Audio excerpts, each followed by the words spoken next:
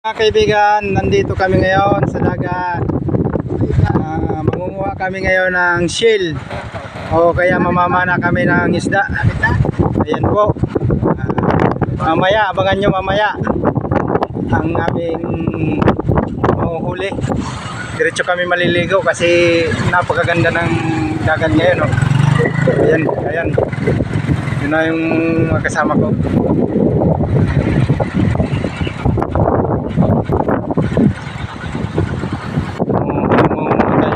Shell.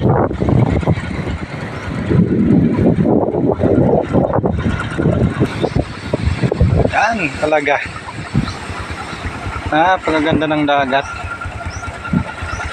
Linaw. Linaw, magsisisid kami tuloy. Diretso kami magsisisid.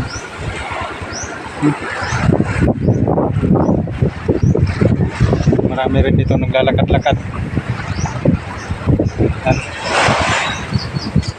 Ang ampas ng alon.